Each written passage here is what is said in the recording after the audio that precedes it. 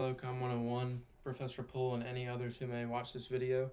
My name is Richard Hudson, and I'm choosing to inform you all on the nursing shortage in America. The nursing shortage is a huge problem facing our nation right now, especially because of how much importance nursing holds in our health as a nation, but also our nation in general.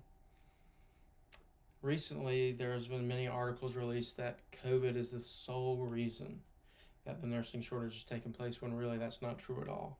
And I chose this topic so I can inform you on what really has shaped the nursing shortage into what it is today.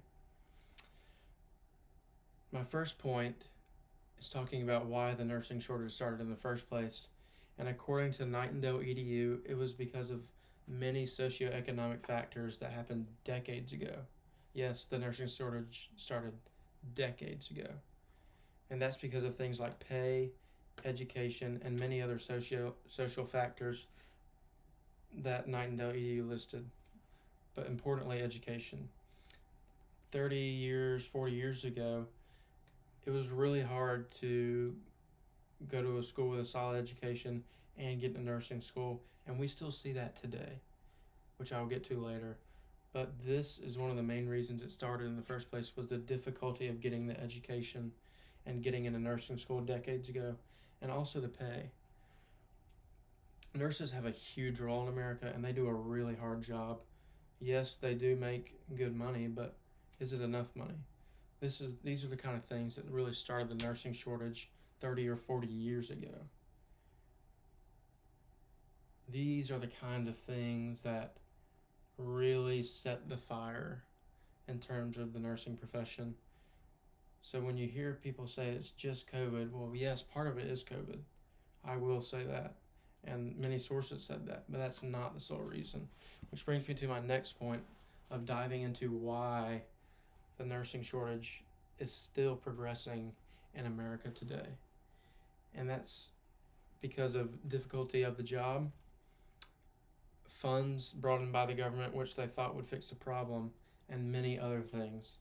Rasmussen EDU stated that funds and things like the difficulty of the job are what's causing it progress today. And you think about it, nurses work usually 12-hour shifts, nonstop, dealing with patients that can be irritable but can also be nice. But the difficulty of the job has to be valued into this equation.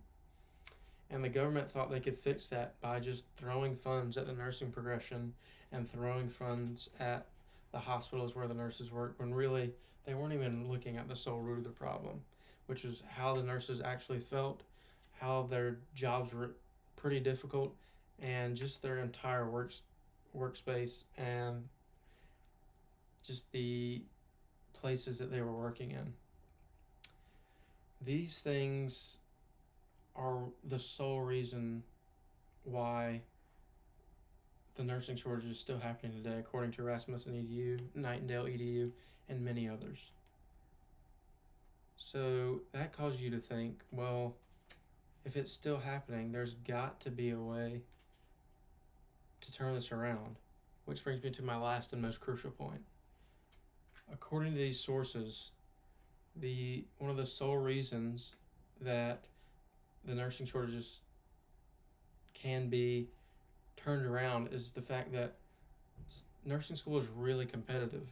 And because of this, it turns a lot of students my age away from even trying to be a nurse. I have a lot of friends here at UNCW that felt a lot of stress because they had to get a 4.0 GPA whenever they took their freshman courses. And as a freshman, that's really difficult. So according to these sources and what I've studied in these sources, we have to make nursing school less competitive. Even if it's lowering the GPA to a 3.7, 3.8, that can make a huge difference in the amount of nurses in the next few years or even the next decade. If you lower the competitiveness of the nursing school, that allows more nursing students, which allows more nurses into the real world to take the stress off all the nurses that have been fighting this for a decade and through COVID. So it all starts at the college level. According to these sources and what I've studied, the college level is crucial in terms of nursing. And that's what I really wanted to inform you about today, was that it starts on the college level.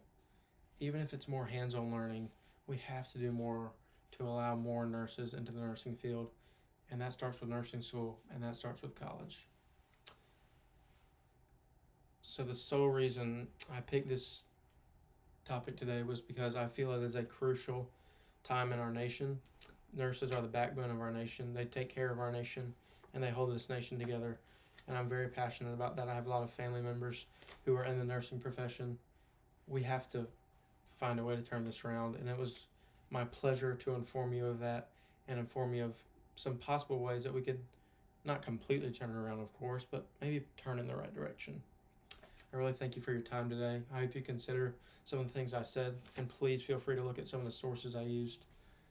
Thank you for your time. Let's turn this thing around.